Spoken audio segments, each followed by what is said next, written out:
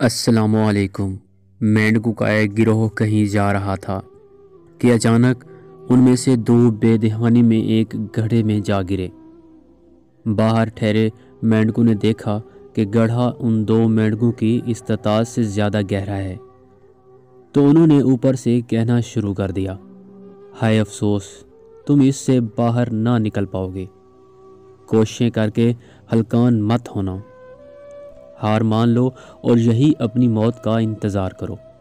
ایک مینڈک کا یہ سب کچھ سن کر دل ہی ڈوب گیا۔ اس نے ٹوٹے دل کے ساتھ چند کوششیں کی، مگر ان جان لیوا صدمے کا اثر برداشت نہ کر پایا اور واقعی مر گیا۔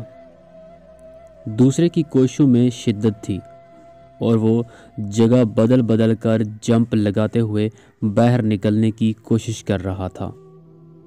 اوپر والے مینڈک پورے زور و شور سے سیٹیاں بجا کر آوازیں کستے ہوئے اسے منع کرنے میں لگے ہوئے تھے کہ مت ہلکان ہو، موت تیرا مقدر بن چکی ہے۔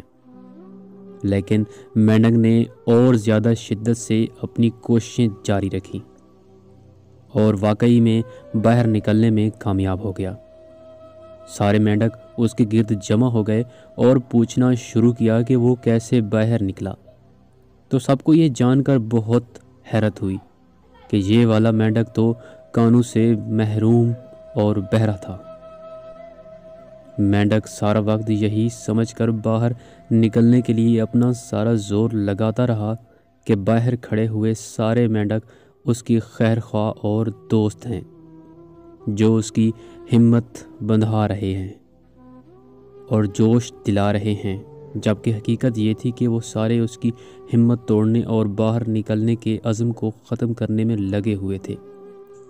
نتیجہ: کسی بھی تنقید پر بد دل مت ہوں، بلکہ اس تنقید کے نشتر کی سیڑھیاں بنا کر کامیابی کی منزل کی جانب بڑھتے رہیں۔